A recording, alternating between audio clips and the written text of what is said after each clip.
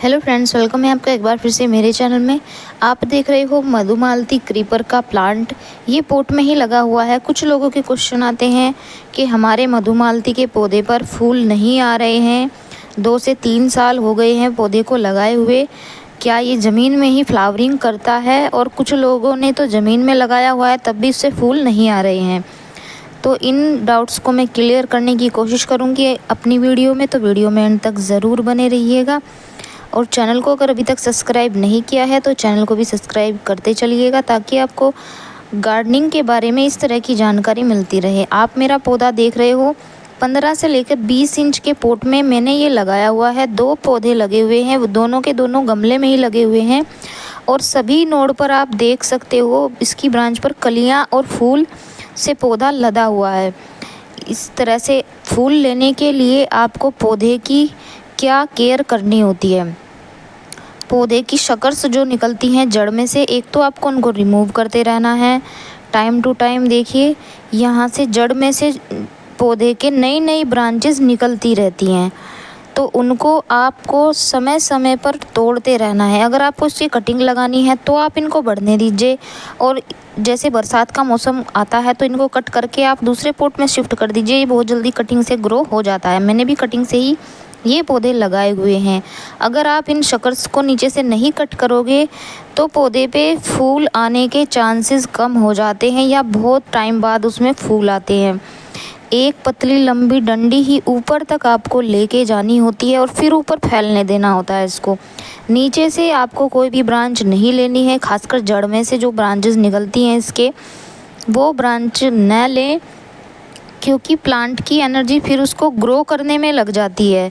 जो पहले से जो टहनी होती है बड़े वाली, उस पर नई ग्रोथ नहीं आती है, वो टहनी ही बड़ी होती रहेगी। अगर आप उन टहनियों को कट कर दोगे तो पौधा जो पुरानी ब्रांच है उन पे ही फोकस करेगा, उन पे कलियां फूल आएंगे। इस तरह से ये 1.5 साल पुराना पौधा हो गया है मेरा, और ये हर साल फ्लावरिंग करता है। साल में 2 बार इस पे फूल खिलते हैं और बहुत ही अच्छे से ब्लूमिंग कर रहा है ये इस टाइम पर। सभी ज़्यादा बड़ा भी नहीं है पौधा, मैंने इसको कट कर दिया था, ऊपर की साइड से ज़्यादा ब्रांचेस इसकी लगी हो गई थी तो ये संभाल नहीं पा रही थी, तो इस वजह से मैंने इसको कट कर दिया था ऊपर से, नहीं तो और भी बड़ा था ये।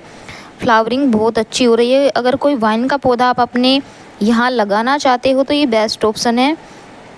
इसकी फूलों की खुशबू बहुत अच्छी आती है और देखने में भी काफ़ी प्यारे लगते हैं इसके फूल। जब इस पर धूप पड़ती है तो इसके फूलों का कलर वाइट कलर का हो जाता है जब धूप नहीं होती है, और जब धूप पड़ती है तो पिंक कलर के इसके फ्लावर हो जाते हैं। सुबह की वीडियो है तो देखिए, जो नए फूल खिले हैं वो वाइट कलर के हैं, जो पुराने हैं वो पिंक कलर के हो चुके हैं, जिन पे फूल धूप पड़ी हुई है। जैसे दोपहर का समय होता है तो सारे फ्लावर एक कलर के ही हो जाते हैं। तो इस तरह से 2 कलर के फूल आपको इसमें देखने को मिलेंगे सुबह के टाइम पे जब आप इसको देखते हो। और फूल आने के बाद जब ड्रॉप होने लगते हैं तो इसकी कटिंग कर दीजिए ऊपर की ब्रांचेस को, जहाँ पर इसके जो फूल सूख गए हैं। और फिर पौधे में 1 इंच तक गुड़ाई करके इसमें खाद डाल दें। इसमें फिर से ग्रोथ स्टार्ट हो जाएगी और फिर 2 से 3 महीने बाद फिर से ये पौधा फ्लावरिंग करेगा। इस मौसम में जैसे मई जून का महीना चल रहा है तब भी इसमें फ्लावरिंग होती है, और फिर जैसे सर्दियाँ अप्रैल में भी इसमें एक बार फूल आपको देखने को मिलेंगे, और फरवरी लास्ट में भी इसमें फ्लावरिंग होती है। तो कटिंग भी आपको टाइम टू टाइम इसकी करते रहना है, तभी इसमें अच्छे से ग्रोथ होगी। बहुत लोग कमेंट करते हैं कि हमारे मधुमालती के पौधे को लगाए हुए 2 साल हो गए हैं, अभी तक उसमें फूल नहीं आए हैं। तो ये टिप आप ज़रूर फॉलो करके देखें। नीचे की जो टहनियाँ हैं उनको कट करते रहें टाइम टाइम पर, खाद डालें, पानी डालें समय पर, और इसमें कटिंग भी करते रहें टाइम टू टाइम। पोट में लगा हुआ है तो ज़्यादा ध्यान रखने की ज़रूरत होती है। और इसमें 2 तरह की वैरायटी आती है, एक हाइब्रिड होती है, उसमें जल्दी फ्लावरिंग होती है, छोटे पौधे में ही जल्दी फूल आपको देखने को मिल जाते हैं।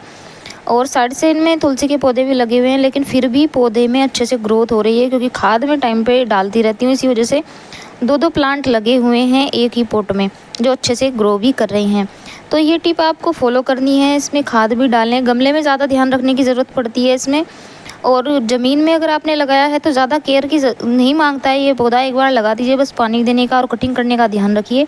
खाद की ज़्यादा नीड नहीं रहती है अगर आपने इसमें को ज़मीन में लगाया हुआ है। पोट में लगाया हुआ है तभी इसको खाद देने की ज़रूरत होती है।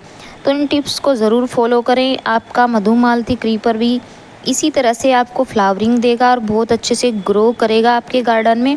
और इसके फूलों की खुशबू होती है जो वो बहुत ही अच्छी होती है।